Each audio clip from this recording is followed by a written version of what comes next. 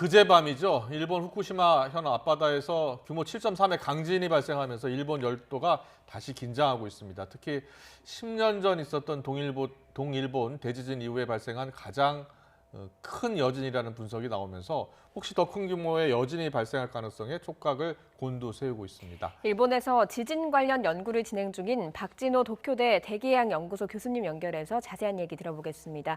교수님 나와 계시죠? 네, 안녕하세요. 박진호입니다. 네, 안녕하세요, 교수님. 근데 지금도 일본에서 여진이 계속 이어지고 있다고 들었습니다. 어느 정도의 규모의 여진이 지금 발생하고 있습니까?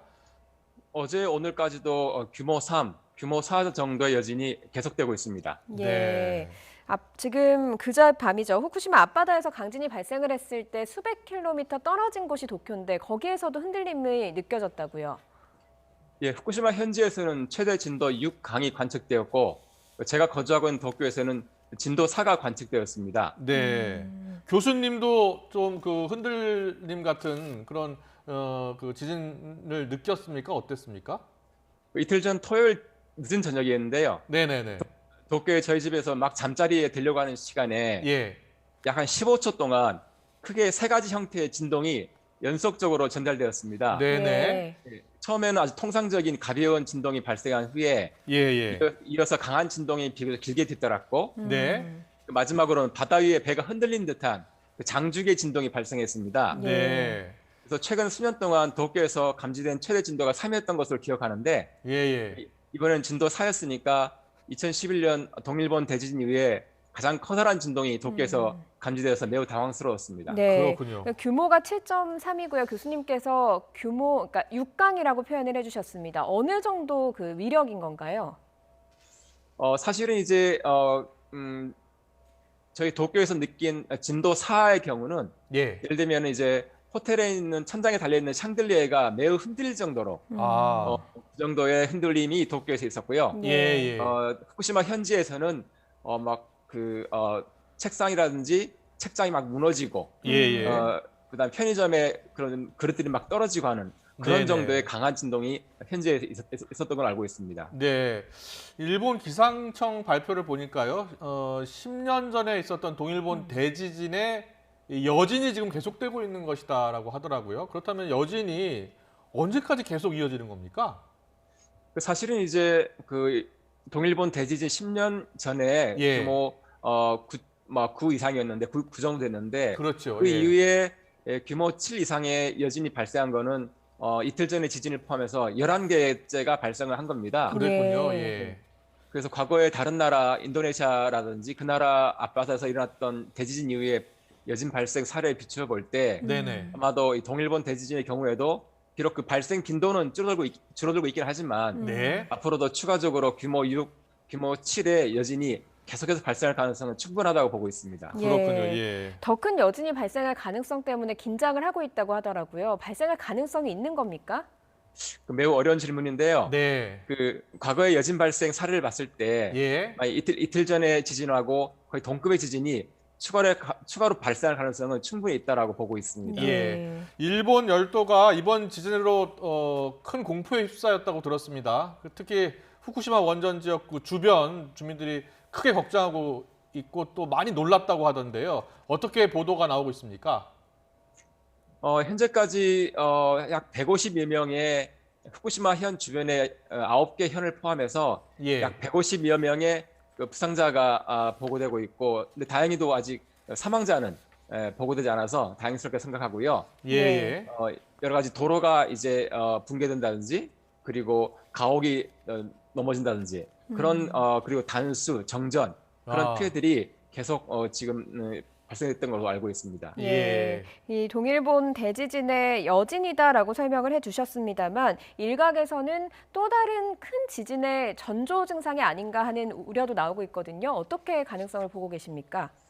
그 부분에 대해서는 일본 정부 기상청의 공식적인 견해도 그렇고 예. 저희들과 같이 연구하는 학자들의 견해도 그렇지만 예. 예. 일본 벌써 10년 전에 많은 양의 에너지가 벌써 분출이 되었기 때문에 예. 현재 이틀째 일어난 지진은 새로운 지진의 전조라기보다는 예, 예. 여진으로 보는 것이 타당하다라고 하는 것이 일반적인 견해입니다. 예. 알겠습니다.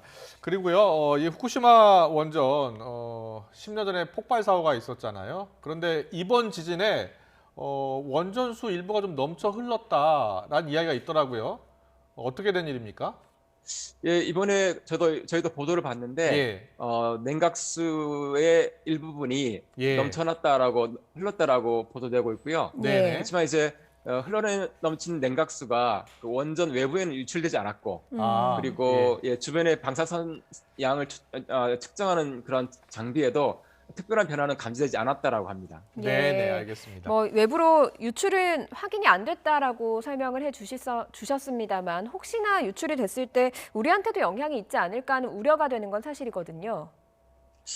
그래서 저희도 그 부분을 면밀하게 봤는데 예, 만약에 흘러넘친 냉각수가 해류를 따라서 우리나라 앞바다까지 영향을 미치려면 네, 1차적으로 원전 냉각수가 후쿠시마 앞바다까지 유입이 돼야 되는데 아직 그렇게까지 심각한 상황은 아닌 것 같습니다. 네네, 알겠습니다. 알겠습니다. 이번 지진도 그랬고요. 일본 열도 지금 오른쪽 태평양에서 지진이 발생하고 있는데 만약 이 지진이 혹시 동해 쪽에서 발생을 하면 우리도 쓰나미 같은 그런 피해를 보지 않겠습니까?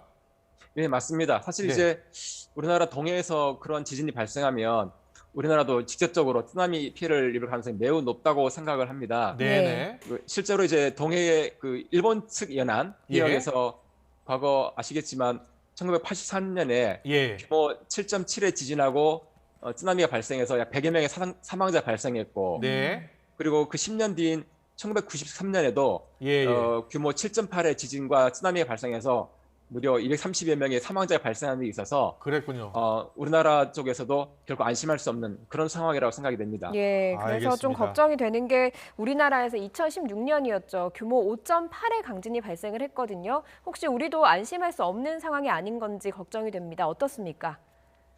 대략 이제 21세기에 접어들어서 네. 태평양 연안에서 대규모 지진과 쓰나미의 발생이 두드러지고 있고 예. 우리가 흔히 이야기하고 있는 불의 고리, 네. 즉 태평양 연안의 지진 발생대가 활성화되고 있다는 것이 과학자들의 공통된 견해입니다. 아, 예. 따라서 그 불의 고리에 인접한 우리 한반도 역시도 결코 안심할 수는 없는 상황이라고 생각이 됩니다. 예. 자, 그렇다면 그래도 대비책이 좀 필요할 것 같습니다. 어떤 대비책 가장 필요할까요? 크게 두 가지 방향으로 대비책이 필요해 보입니다. 예. 첫 번째는 우리나라 한반도의 육상과 주변 해역에서 그 지진과 쓰나미를 발생시킬 만한 그 포텐셜을 갖고 있는 활성 단층을 찾아내서 그런 과거의 활성 단층 기록을 분석하고 그리고 현재 단층 활동 여부를 모니터링하는 것이 제일 먼저 필요해 보이고요.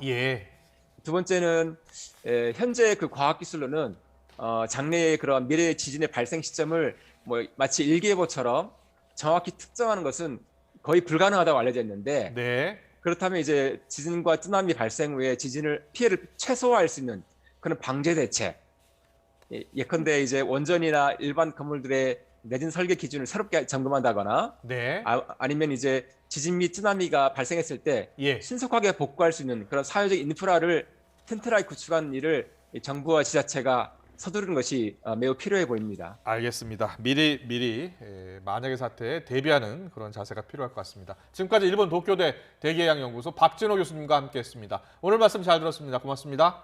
네, 감사합니다.